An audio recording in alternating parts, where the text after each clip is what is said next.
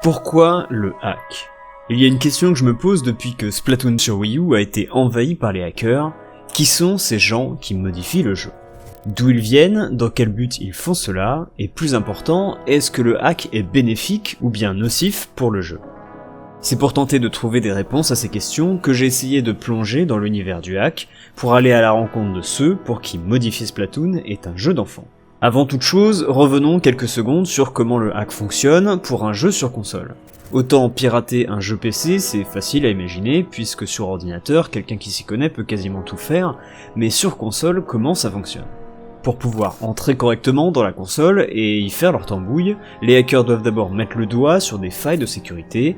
Ça passe par l'analyse des composants, par une étude approfondie du système logiciel qui est dessus, et du fonctionnement général de la console.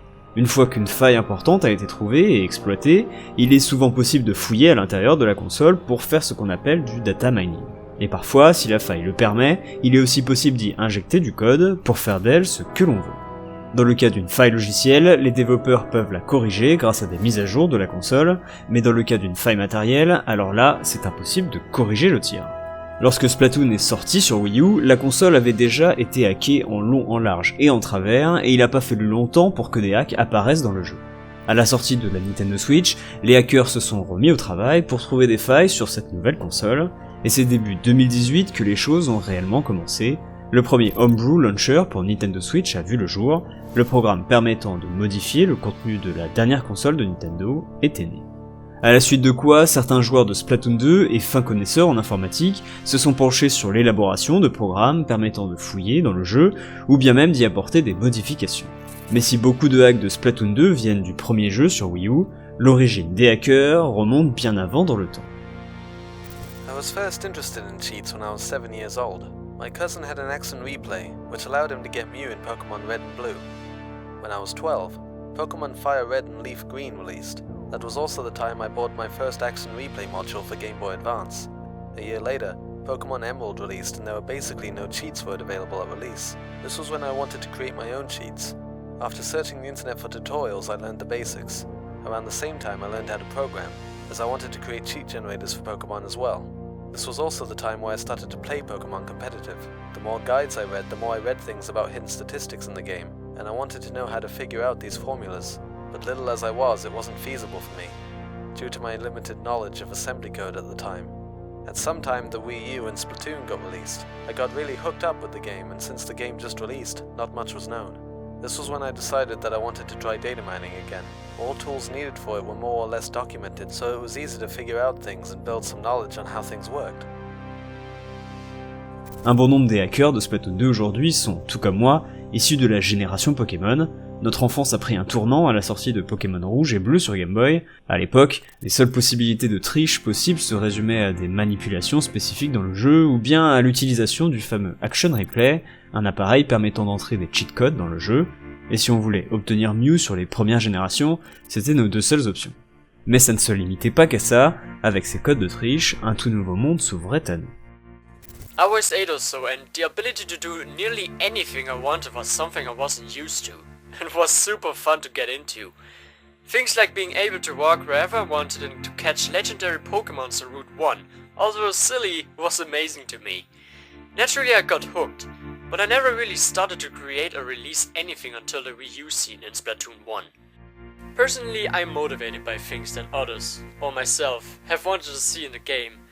For example, in Splatoon 1, having a way to use different skyboxes and stages, using custom colors, free fly, etc. And then making those public for everyone to use was fun for myself, and hopefully gave others what they had wanted. Pouvoir faire ce que l'on veut dans un jeu vidéo où des règles sont en place, voler, traverser les murs, enfreindre les règles préétablies, des possibilités infinies dans un monde virtuel qui donne un sentiment de liberté bien réel. Voilà ce qui a motivé tous les hackers de Splatoon, au moins au début, avant que ça ne se transforme en autre chose. Dans Splatoon, puis dans Splatoon 2, un bon nombre de hacks a vu le jour, les outils étant en place, beaucoup de monde a essayé d'implémenter ses propres codes de triche. Certains même allant jusqu'à créer de vrais programmes, accessibles à tous pour modifier ses sauvegardes, SplatAxe étant le plus connu. Avec le partage sur internet, un nombre important de joueurs ont eu accès à ces programmes et ça s'est clairement fait ressentir. Dans Splatoon sur Wii U, le nombre de pirates utilisant des codes de triche a beaucoup augmenté au cours du temps, ruinant l'expérience des joueurs dans certaines parties en ligne. Et à l'arrivée des hacks sur Splatoon 2, une grande crainte s'est faite ressentir. Est-ce que le jeu sur Nintendo Switch allait lui aussi finir gangréné par les tricheurs? La question se posait. Le point négatif des hacks, c'est que certains peuvent utiliser le modding pour tricher en ligne, mais ce sera jamais comme sur Splatoon 1. Dans Splatoon 2, on peut facilement reporter les tricheurs sur Splatoon 2, on doit aussi payer pour jouer en ligne, et en plus de ça, la Nintendo Switch n'est pas morte comme la Wii U. Du coup, Nintendo essaye sans arrêt de détecter et bloquer les tricheurs qui modent le jeu. 2 years ago, I definitely would have preferred to work on the dangerous hacks, as the community calls them. The trial and error process, although time consuming, was worth it in the end, and I was able to get the effect I wanted, or something equally as great. Although I still feel the same way now, considering that my role in the community has almost completely switched and others have accomplished what I did before, data mining is equally as wonderful. Being able to find out information before Nintendo says anything about it, or being able to put together the pieces Nintendo left in the files, has been exciting, especially with other people alongside you. Le renforcement des contrôles anti-cheat par Nintendo a bien changé les choses dans le monde du hack sur Splatoon. Alors que quasiment aucun contrôle n'était fait sur Wii U, l'arrivée d'un grand nombre de tricheurs a forcé l'entreprise japonaise à revoir sa politique de contrôle. Malheureusement, ce changement de stratégie est arrivé un peu tard pour sauver la Wii U, mais la Nintendo Switch étant dans leur carton à l'époque, ils avaient tout intérêt à bosser sur le sujet pour faire en sorte que leur prochaine console soit plus solide face aux attaques. Même si les hacks ne peuvent pas être empêchés, leur utilisation en ligne, elle, peut être maîtrisée. I do see where others are coming from when people see hacking as a bad thing. The people in these communities can produce dangerous things that ruin other people's experiences, or be dangerous themselves. It's definitely something to be aware of, but thankfully in the Splatoon community only a small group of people come to mind when I say that. On reproche bien souvent aux hackers de pourrir l'expérience de jeu des utilisateurs, en perturbant les parties en ligne ou bien en partageant librement les outils permettant de le faire, et dans un sens, ce reproche est bien fondé. Comme on a pu le voir dans Splatoon 1, la mise en ligne de programmes très simples d'utilisation a grandement popularisé l'utilisation de hacks dans le jeu. Mais c'est en faisant des erreurs qu'on apprend, et l'erreur de Nintendo de ne pas avoir mis en place de système anti-triche suffisant a aujourd'hui été utile puisque Splatoon 2 est maintenant bien équipé pour bannir les tricheurs. Le combat entre les développeurs de chez Nintendo d'un côté et les hackers de l'autre a porté ses fruits. De mise à jour en mise à jour, la communauté du hack a tenté de maintenir l'utilisation de leur programme de triche, se forçant à être inventif pour contourner la sécurité du jeu, pendant qu'en parallèle, Nintendo mettait en place de nouveaux dispositifs de contrôle constamment pour empêcher les hacks et le data mining. Mais pouvons-nous vraiment parler de combat? Car au final, les deux camps ne sont pas ennemis. Les hackers sur Splatoon 2 adorent le jeu et la licence en général, ils ont grandi avec les jeux Nintendo et ne s'attaquent pas à leur jeu dans le but de nuire à l'entreprise. De son côté, même si Nintendo peut avoir l'impression de marcher sur un petit Lego à chaque nouveau hack qui sort, c'est finalement grâce à ça qu'ils peuvent perfectionner leur sécurité. D'ailleurs, il arrive même que des hackers entrent en contact avec les développeurs du jeu pour leur faire part de failles de sécurité afin qu'elles puissent être corrigées. Au moment où je réalise cette vidéo, les bannissements des tricheurs se font plus intenses dans le jeu, et même certains hackers réputés dans la communauté de Splatoon se sont fait bloquer, preuve que cet affrontement, invisible aux yeux du grand public, a permis la mise en place d'un système plus fiable et bénéfique pour tous les joueurs. With the release of Splatoon 2, a lot of things changed. We had a new system, new abilities, etc., and basically started from zero again. With the knowledge I had, I decided to get as much info as possible and even figured out things that were missing or not 100% accurate, like the exact ability formula.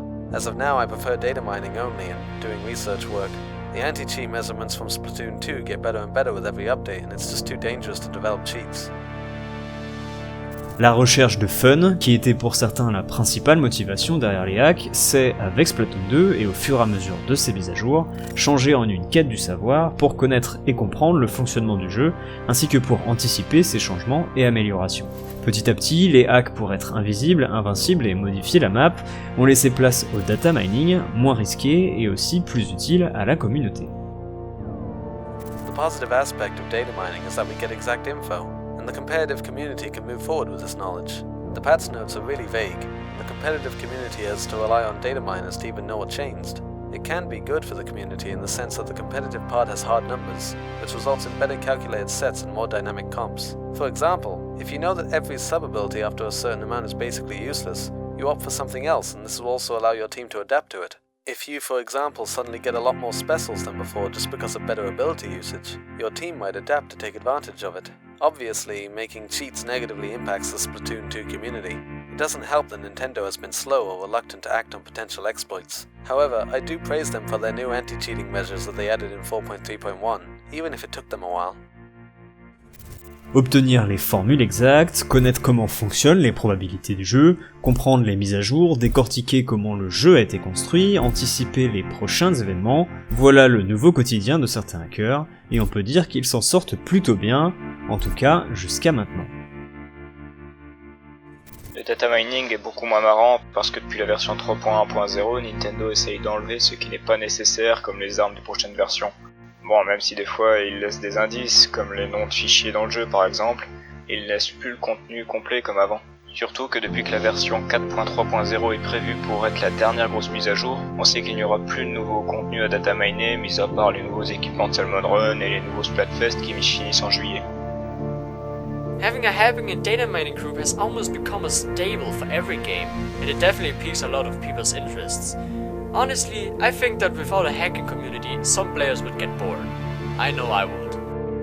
Effectivement, la fin des mises à jour annonce bientôt la fin du data mining. Il y aura toujours des choses à trouver dans le jeu, mais ça va nécessairement commencer à s'épuiser. Pour ce qui est du hack, il faut toujours s'attendre à en voir d'autres, mais si Nintendo continue sur sa lancée, il y a peu de chances de voir beaucoup de hackers en ligne. Ils garderont leur mode pour des parties en local, pour éviter de prendre des risques et devoir se repayer une Nintendo Switch et un abonnement au online. On pourra toujours voir des joueurs modifier les maps, les modes et leur apparence, mais ils resteront derrière une barrière de pixels et on ne pourra que les regarder faire sur les réseaux sociaux. Est-ce que quand les hacks auront disparu, ils vont nous manquer ? Eh bien ça, on verra.